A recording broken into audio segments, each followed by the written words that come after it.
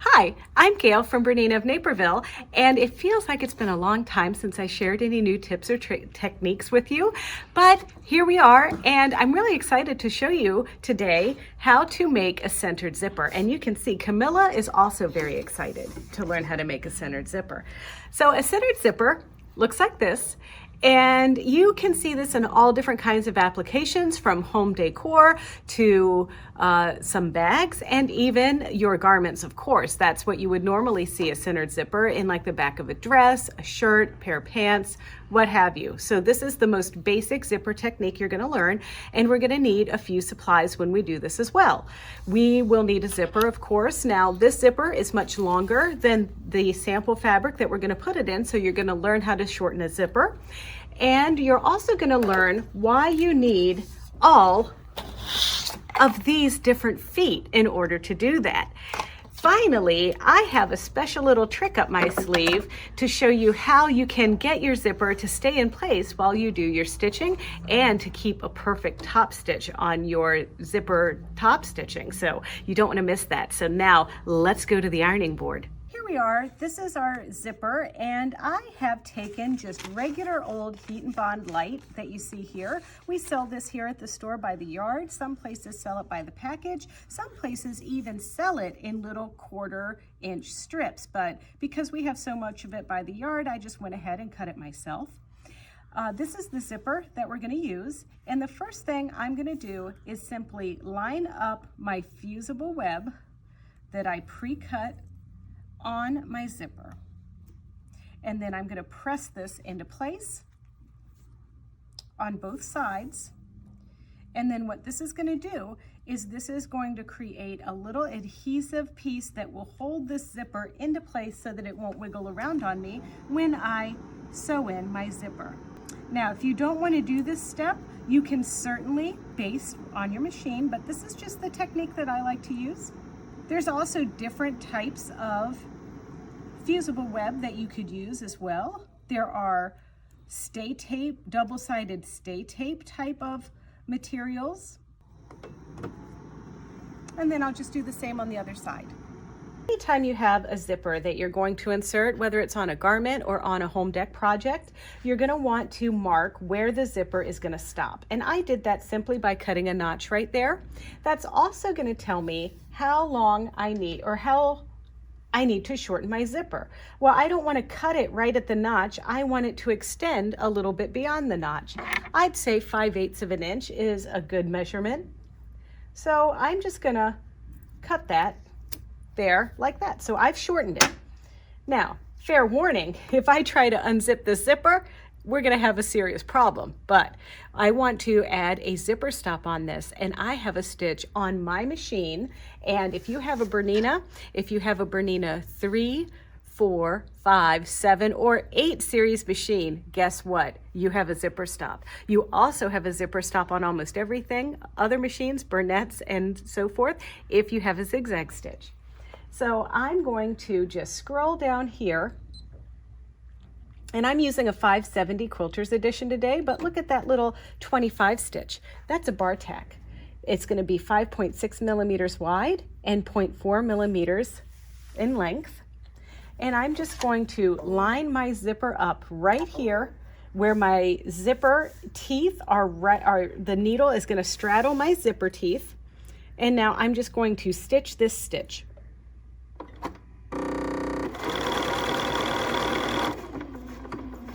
And cut. You've just shortened your first zipper. Before you can actually sew the zipper in and do the top stitching and all of that good stuff, you're going to sew where the zipper is going to go in, but we're going to temporarily hold it into place. And when we do that, that's called basting. So I'm taking my straight stitch and I'm turning my stitch length up as high as it'll go to 6 millimeters. Now, if you notice, I'm using a 570 today, and if I were using a 790 or an 880 plus or the higher level machines, it does have a basting function. However, those of you using anything else are just going to use your long stitch length for this. Most of our garment patterns are going to be 5/8 of an inch seam allowance, and that's what I'm using right here. You might have some other patterns that call for a 1/2 inch seam allowance, so whatever your seam allowance is still going to be how you're going to sew. So with our 6mm long stitch, I'm going to simply stitch from here to the notch I made.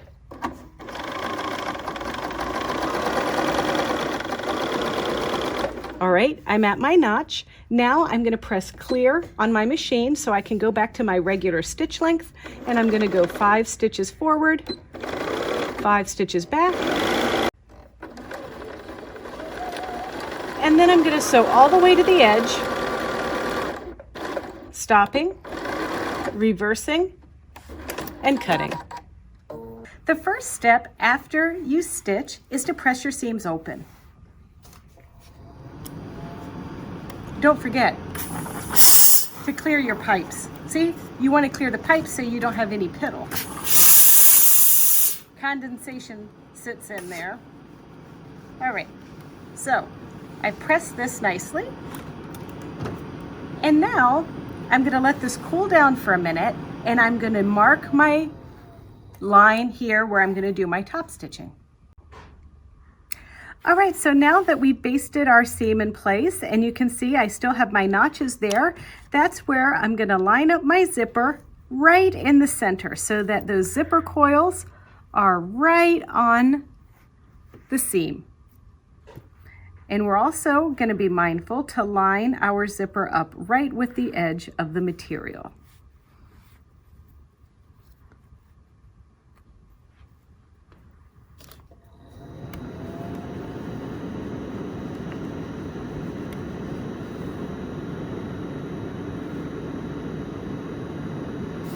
Giving this a little bit of encouragement and making sure that it's adhered. Now I'm going to flip it over, and I want to mark my top stitching lines here.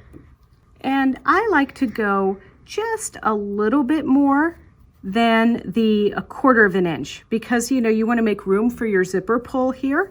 So I'm going to go about 3/8 of an inch from my zipper stop. And I like the quilting rulers for this, believe it or not, because you have such clear markings on your ruler.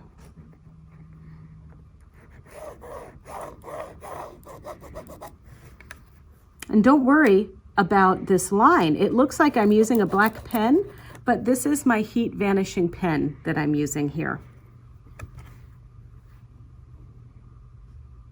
Lining up on this 3/8 of an inch mark.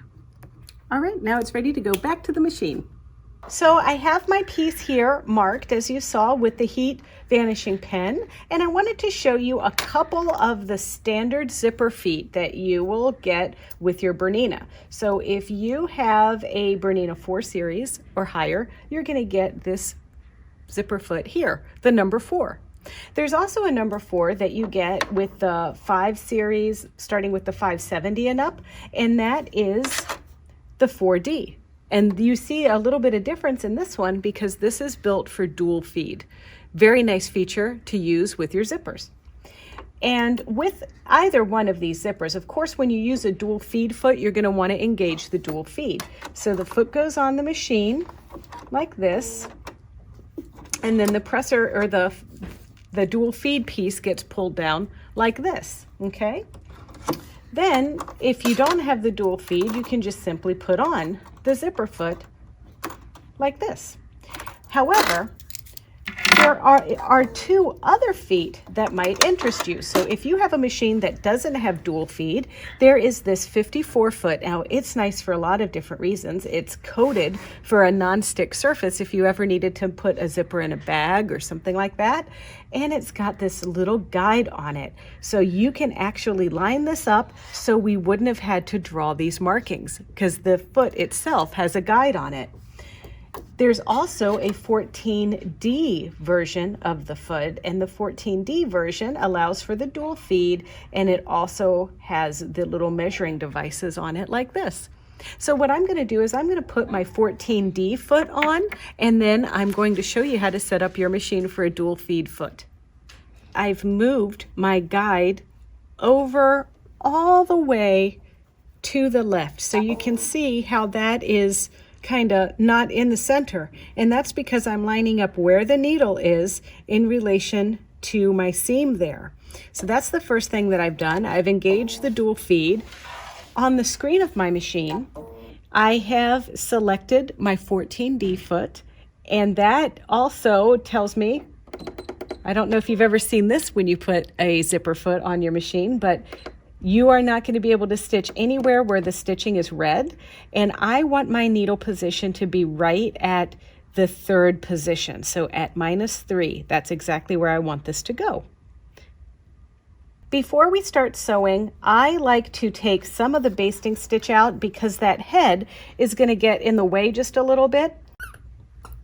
I've picked out my seam and pulled the zipper pull down just a little bit, and that's going to allow me to have a better time getting started on my zipper. So I'm lining this up just like that, and I'm going to take a few stitches forward. Now this is going to be in my seam allowance here, so I am going to back stitch a little bit and then continue forward with my stitching. Now if you are using upholstery material or a thicker material, you would want to elongate your stitch just a little bit. I'm using the default stitch. This linen is a little coarse, so it might not be a bad idea to go up to a stitch length of 3. So as you can see here, I'm not going to be able to sew over my zipper head, so I'm going to lift my presser foot and zip my zipper up and lower it, and now I'm going to continue lining my guide right up in my seam allowance there.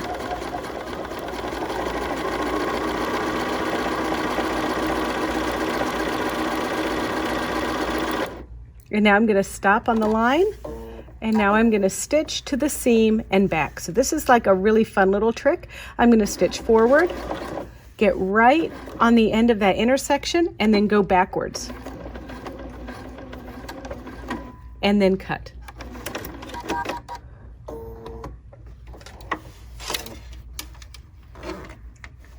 Now, whatever I did for the right side, I'm going to do the opposite for the left side. So I'm moving my line over, or my seam guide over, and I'm moving my needle position 3 notches to the right. And you see I undid my zipper head, and I'm going to get my thread under there, and I'm going to start right there, and I'm going to stitch a few stitches forward and then a few stitches backwards to secure my stitching, and I'm going to stitch all the way down until I can't stitch safely further, and then I'm going to lift, pull my zipper head up, and continue with my seam guide in the middle of my seam.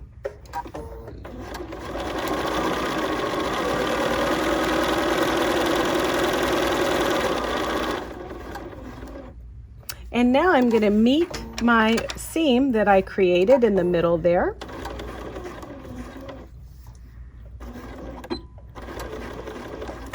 And cut.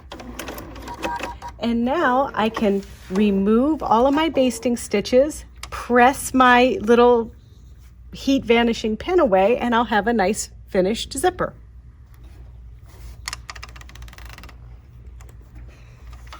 You can stop. Deep thoughts at the end. This was an easy project. I hope you give it a try. Make a nice little dress, make a pair of pants with a side zipper, make a skirt. Don't be afraid of making zippers. They're easy, and you're going to find out more if you follow our YouTube channel, and you have to do that by subscribing to it. It's youtube.com/Bernina of Naperville, because we're going to add more videos to our zipper playlist. So we start with a centered zipper, but we're also going to be doing invisible zippers, lapped zippers, and even zippers in bags. That's going to be really fun. So in the meantime, don't forget to like, comment, and subscribe. Also, if you want to know when we add new videos, when you get a little alert, just hit the little bell, and then when we add new videos like this one, you'll be the first to see it. So for now, thank you so much, and happy sewing.